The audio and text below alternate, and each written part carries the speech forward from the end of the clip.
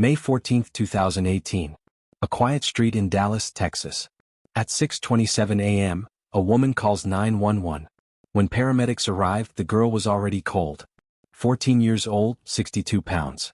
Her skin covered in old scars. Her bones told the truth her voice never could. The woman said she was homeschooled. Neighbors hadn't seen her in months. No one at school asked questions. Child services never followed up. They called her difficult. The truth?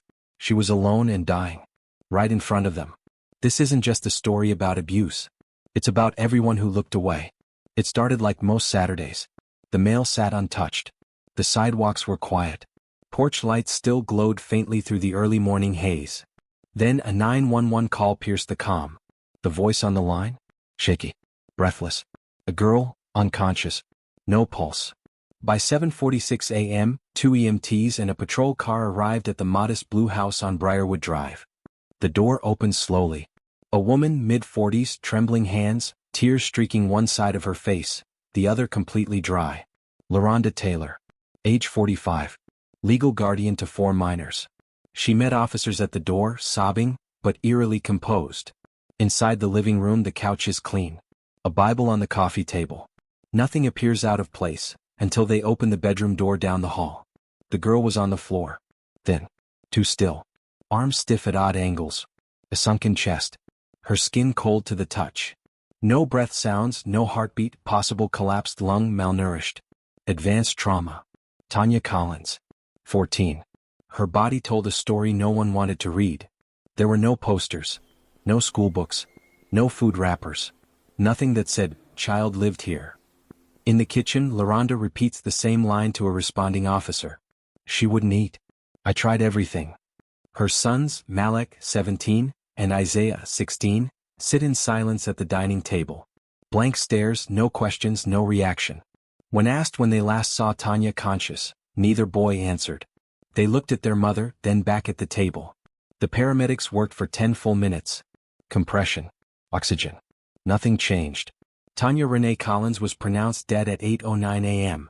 Medical examiner's preliminary note said she observed multiple contusions varying in age. Rib fractures left and right, old and fresh. Healed burns. Scar tissue on soles of feet. Evidence of prolonged starvation. She didn't fall. She didn't slip. This wasn't sudden. This was long, and quiet, and ignored. The autopsy hadn't started. But already, nothing added up. If a child on your street stopped coming outside, how long would it take before you asked why? June 12, 2004. Tanya Rose Collins came into this world at 7 pounds 4 ounces. By the time she left it 14 years later, she weighed just over 60. She was quiet. Artistic. The kind of child who colored inside the lines and apologized even when she didn't know why. At 7, she entered Texas's foster care system. Her mother, addicted, unstable, gone. At 11, she was placed with LaRonda Taylor, a family friend, though not by blood. It was supposed to be temporary. It never was. There was no official adoption. No court paperwork confirming permanency. Just time, passing.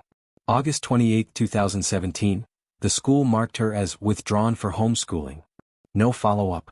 No phone call. No welfare check. No knock on the door. Tanya vanished from the system with a single keystroke. Neighbors remembered her vaguely. She used to play piano, one woman says. Not well but loud. Then, nothing. A single diary entry found in a torn spiral notebook, scribbled in pencil. I try to be good every day. Maybe if I stop making noise, they'll stop yelling. No missing person report. No outreach from family. No teacher wondering where she'd gone. Only shadows. The state didn't forget her. It never even knew she was missing. LaRonda Taylor wasn't unknown in Flower Mound. She was familiar, almost woven into the town's fabric. A woman who brought home-cooked meals to church picnics and bowed her head in the front pew every Sunday at Calvary Baptist. To most, she was dependable. Unshakable. A single mother raising 3 children, Malek, 17, Isaiah, 16, and Kiara, just 6, with quiet discipline. She worked part-time as a home health aide, spending her days bathing the elderly and her evenings helping Kiara with reading flashcards. People said she didn't have much, but what she had, she gave. An older neighbor recalls. She'd shovel your walkway before her own. That kind of woman. Real old school. But respectability can be a powerful disguise. In the hallway outside room 112 at Dallas County ER, a nurse remembered her. Well-spoken. Calm. Always had an explanation. She fell down the stairs, she said. Or she's always bruising, skin like paper. There were 5 visits in 2 years. Different hospitals. Always Tanya. Always alone. No flags raised. No follow-up calls. Just paperwork filed and forgotten. An ER tech later recounted one visit. It was late. Around 11 p.m. Tanya was bleeding from the scalp. Quiet. Shaking. LaRonda told her in front of us, "You embarrass me one more time and you won't walk out next time." No one said a word. Not even me. And in those silences, LaRonda grew bolder. Tanya had become a problem to be managed. A burden with a story no one asked to hear. Meanwhile, inside that house on Bellcrest Lane, Bible verses hung neatly above the kitchen sink. A cross stitched into the living room quilt. Kiara's drawings taped to the fridge. By day, LaRonda volunteered at food drives. By night, she logged onto Amazon, ordering zip ties, cleaning agents, protein powder. One receipt, odor eliminator, 1 gallon industrial strength. Another, childproof doorknob covers, 4-pack. The purchases weren't suspicious, not on paper. But layered over time, they told a story no one thought to read. LaRonda played many roles. Guardian. Provider. Disciplinarian. But inside those walls, something else took shape. And the question lingered. Was Tanya under her care, or under her control? May 13, 2018. 24 hours after the 911 call that brought police to 1478 Bellcrest Lane. The sun was just breaking over the roofline when investigators returned, this time with a warrant. They weren't just looking for answers. They were looking for the truth the living hadn't told. The kind of truth that lingers in drywall, in receipts, in habits that no longer need hiding. Room by room, the house told 2 stories. The front room was clean, tidy. A flat-screen TV, a sofa with floral throws, a candle half burnt on the coffee table. Framed portraits of smiling children lined the walls. Malek's football trophies. Isaiah's art ribbons. Kiara's preschool crafts, still taped to the fridge with butterfly magnets. The kitchen held dishes drying neatly by the sink. A calendar pinned above the counter read, "God gives his hardest battles to his strongest soldiers." But in the hallway, the air changed. The carpet felt worn. The walls scuffed. And at the very end, a door with an exterior lock. Inside was Tanya's room. No bed frame. Just a thin plastic-covered mattress on the floor. A red bucket in the corner. No lamp. No shelves. No photos. The closet door was slightly ajar. And fixed to the upper corner, a hidden camera. Pointed not at the door but at the mattress. Wired. Functional. Recording. It wasn't for safety. It looked staged at first. Too empty. But that camera? That was control. They found a drawer in the hallway. Inside, zip ties, gauze, unopened protein powder, a receipt for odor neutralizer and childproof locks still in packaging. Amazon orders, delivered over months. Individually benign. Together, a pattern. They searched the boys' rooms. Posters, notebooks, sneakers, life mess noise. Each had a door that locked from the inside. Tanya's didn't lock at all. Because it never needed to. The lock was on the outside. A neighbor's surveillance footage, 2 months old, showed LaRonda dragging something heavy into the yard just after midnight. A rolled-up rug. She returned alone. She said it was trash. In the weeks prior to her death, LaRonda ordered more cleaning supplies than food. The family's fridge had leftovers, yogurt, juice boxes. Tanya's corner? A plastic bowl. Half-eaten oats. No spoon. This wasn't a house with secrets. It was a house that had divided itself into the loved and the isolated. The boys played video games until midnight. Tanya didn't even have a clock. She wrote dates on the wall with a dull pencil, scratching lines like she was counting something. Or waiting for it to end. They recovered fragments of footage from the closet cam. No sound. Just grainy black and white images. Tanya standing, arms at her sides, then flinching. Tanya curled up, unmoving for over 8 hours. Tanya pacing, then suddenly freezing, eyes fixed on the door. She wasn't just locked in. She was studied. In total, they retrieved 94 clips. None longer than 2 minutes. All recorded on days when no one else was home. A digital record of a child's quiet erasure. Outside, the neighbors stood behind crime scene tape, stunned. "I thought they homeschooled," one said. "I didn't even know they had another girl," said another. Inside the house, LaRonda moved like a provider. She prayed over meals. helped with homework. To outsiders she was structure, discipline, the strong mother holding it all together. But behind that locked door she became something else. And the camera? That wasn't to watch her. It was to remind Tanya. No one would come. May 17, 2018, Dallas County Medical Examiner's Office, 7:42 a.m. The girl on the table was 14. But her body didn't tell the story of a child. It told the story of a war zone. Not a single wound was fatal on its own. But together they formed a pattern. A map of suffering, spread across bone, skin, and silence. Official report states she had 134 distinct injuries. Ribs fractured, left side, front and back. Femur cracked. Pelvis partially healed from a break estimated to be 9 months old. Internal bruising. Chemical burns, scalp, inner thighs, the curve of her back. Fingernails broken, jagged. Stomach contents, empty, save for strands of her own hair, and tissue consistent with notebook paper. The medical examiner didn't pause for dramatics. She simply noted, death caused by prolonged starvation and blunt force trauma, sustained over time. But to those watching the footage in court, there was a moment when her latex gloves hovered midair. The stillness spoke louder than the findings. She whispered, this wasn't one beating. This was dozens. Hundreds. Ritualized harm. An erasure in slow motion. Forensic imaging revealed that injuries dated back nearly 18 months. Some wounds had healed poorly, untreated fractures twisted against each other. Others had been reopened. There was no evidence of medical care. But there was evidence of consistency. Of control. This wasn't chaos. It was order, someone's version of it.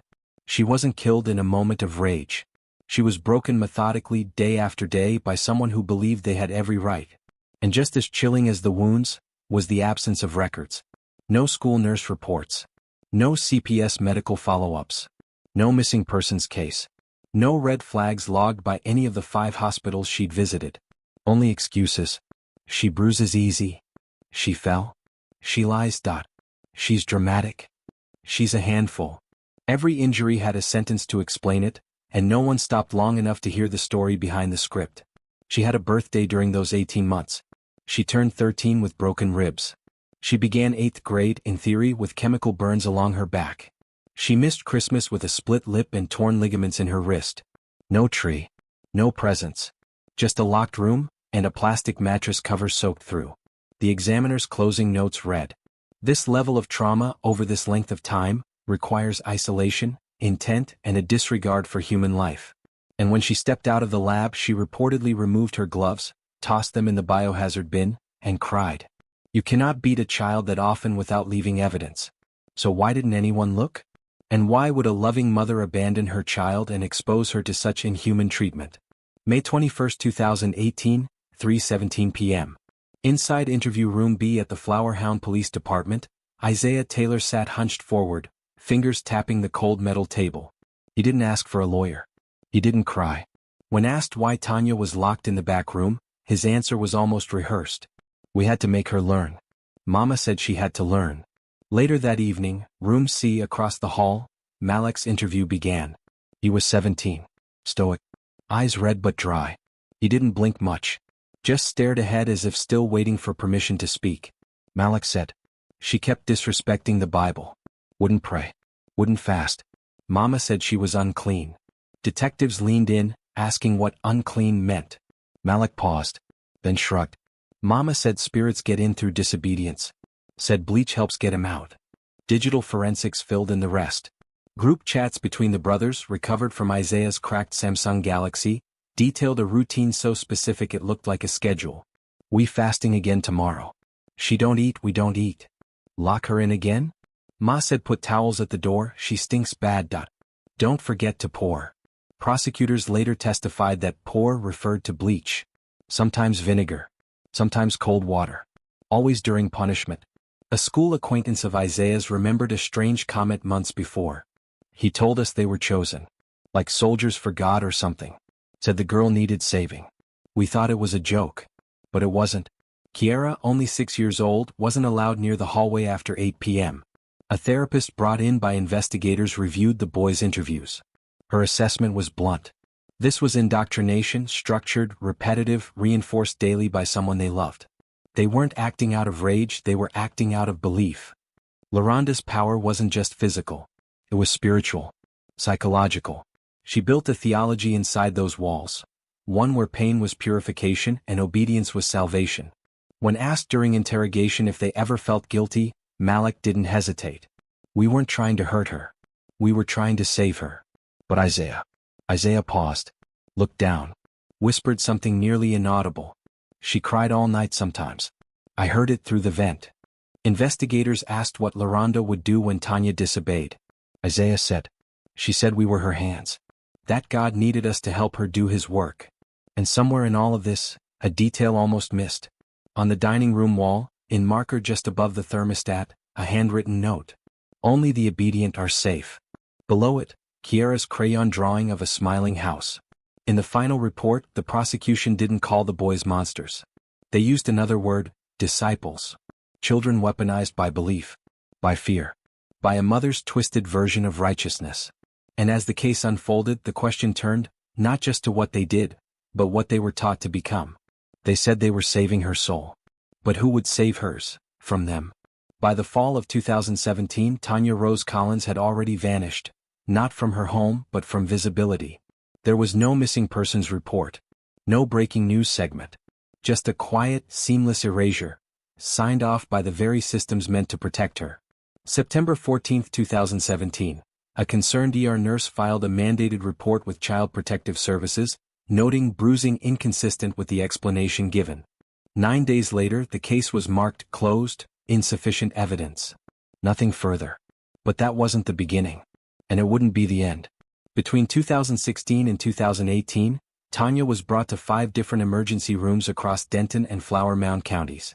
Scalp wounds, wrist fractures, deep tissue bruising. Each time LaRhonda Taylor stood beside her, calm, composed, rehearsed. She's just clumsy, she'd say. Growing fast. All legs and elbows. 5 times, same child, different hospitals, not one doctor connected the dots. She disappeared piece by piece, not all at once.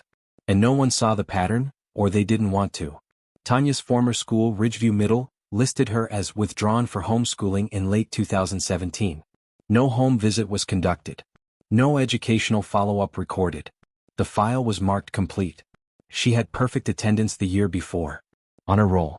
Chorus club. Then one day, gone. A neighbor 2 houses down had filed a noise complaint in April 2018. Child screaming late at night, ongoing issue, the record reads. Officers came. They knocked. LaRhonda answered, smiling. They never asked to come inside. That same night, Tanya wrote in her diary. I heard them laugh after the door shut. They didn't ask for me. A former CPS supervisor said. We don't need stronger laws. We need people to stop looking away. An education advocate added. There are holes in the system, but this wasn't a hole.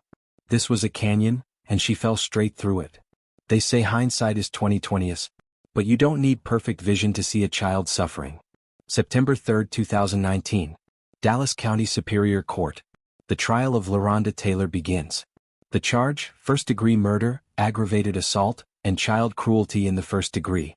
The courtroom was quiet. But not still. LaRhonda pled not guilty. She sat upright. Modest dress. No makeup. Bible in hand. Her attorneys called it a misunderstanding. A disciplinary home turned tragic through misjudgment and miscommunication. But the prosecution wasted no time. They played video from a hidden nanny cam, footage placed by an anonymous whistleblower who feared something was wrong. The clip showed Tanya kneeling for hours on uncooked rice, knees bleeding. A metal pot filled with toilet water, and a command, drink. A slap across the face when she mispronounced a Bible verse. Hours of silence broken only by crying. The courtroom gasped. An ER nurse took the stand, voice cracking. She came in with broken ribs and LaRhonda said she fell off the bed. I remember Tanya looked at me like she wanted to say something, but didn't. LaRhonda's defense team countered. They claimed religious discipline. That Tanya was troubled, that the house was under spiritual warfare. That LaRhonda's methods, while severe, came from a place of love and doctrine. They called 2 church elders who testified that LaRhonda believed in tough love and carried the burden of a child no one else wanted. But one voice changed everything. Kiara, just 6 years old, had been removed from the home months before. In court, seated beside a trauma counselor, she whispered to the social worker. Mama said if I cry for her, I'll go too. The courtroom didn't breathe for a moment. Not even the judge. The prosecution showed evidence of texts between Isaiah and Malak. Ma said bleach keeps demons out. Should we chain her or just the door tonight? The words obedience, cleansing, and sin were repeated over and over, not in spiritual praise, but in punishment logs LaRonda kept in her handwritten journal. Her son Isaiah had also documented Tanya's infractions, each with a checkbox for discipline complete.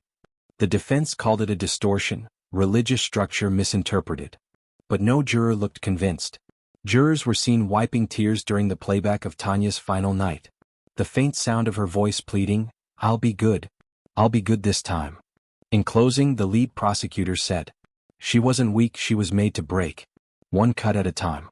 One prayer twisted into punishment. This was not a mother. This was a warden who mistook cruelty for faith. After 6 hours of deliberation, the verdict was guilty on all counts. LaRonda did not cry, she looked straight ahead. Malak and Isaiah were tried separately as juveniles but convicted for their role in the abuse.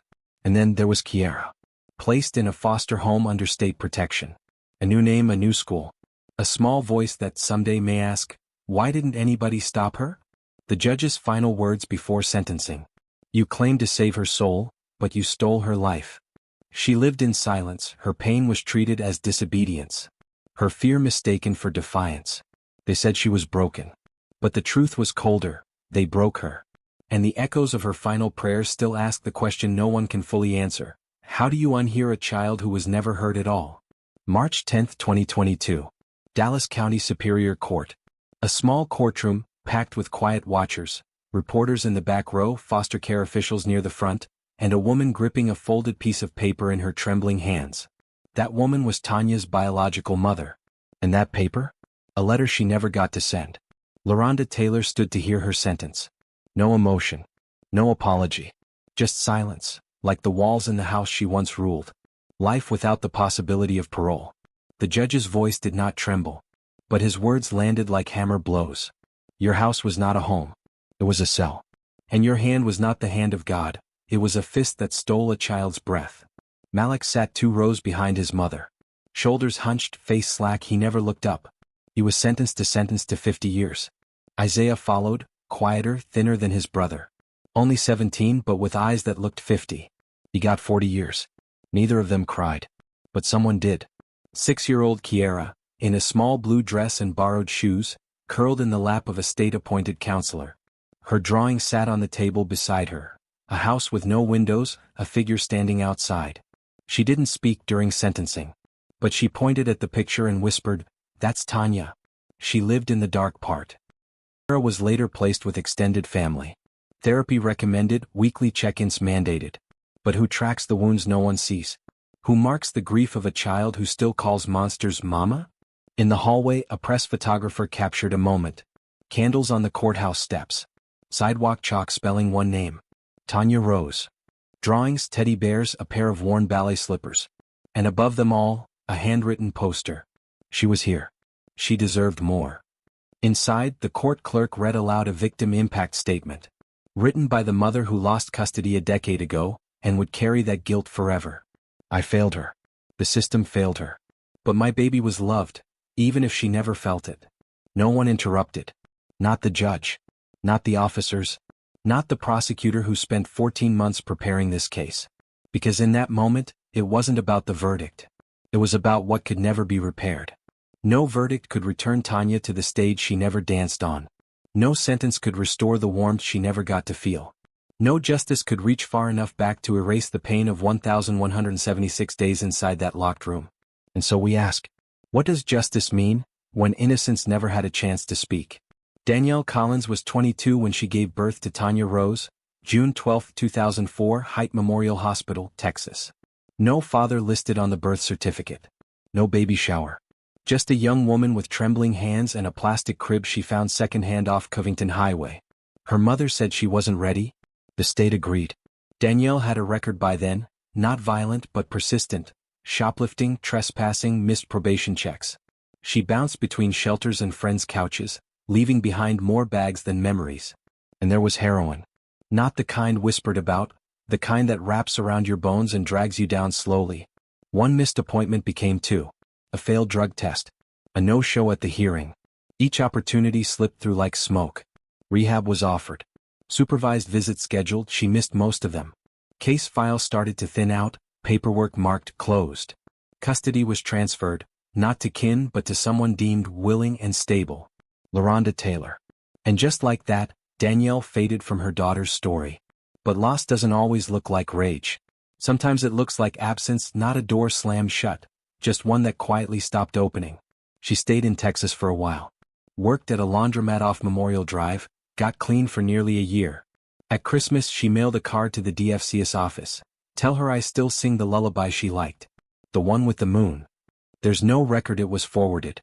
No one ever told her when Tanya was withdrawn from school. Or when the hospital visits began. Or when she stopped being seen altogether. By 2018, Danielle was living in Augusta, clean again, staying with a cousin, watching local news when the anchor said a teenage girl was found dead in a home in Stonecrest. No name. Just a photo of a quiet street she once walked down holding a baby too small for her arms. 2 days later she saw the photo. Tanya gone. She called the police, she asked to speak, they let her come. She sat in the back row during the arraignment, hands shaking, a baby shoe in her pocket, the only thing she never pawned. Later, she told a reporter off camera, I didn't lose my daughter in one day. I lost her in pieces. Visits, rights, chances. And nobody ever stopped me. No one did. And the system that took her child never looked back to ask, was the person who once broke, still breaking? Or finally trying to mend? She wasn't at the sentencing. She said she didn't want to hear Tanya's name in a courtroom again. She said she wanted to remember her holding a plastic tambourine in daycare.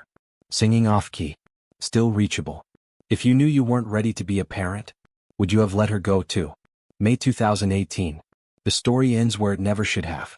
But before the final report, before the sentencing, there was a girl with a pencil, a journal, and hope. From fictional journal entry, found folded beneath her mattress, there was write-up that reads, I want to be good. I want to be quiet. But sometimes, I just want to be seen. Tanya Rose Collins. She was here. She drew, she sang. She loved caramel candies and lavender shampoo. She learned to tie her shoes late, but once she did, she helped Kiara tie hers too. She wasn't broken, she was broken down. Not absent, just ignored. Not a mystery, just inconvenient. While the world looked past her, she tried to shrink herself into goodness. But the wall still closed in. The justice system gave her a sentence. But the community gave her a name. A story, a voice. Tanya Rose mattered. And now that voice belongs to all of us. So we ask you, if a child near you whispered for help, would you hear her?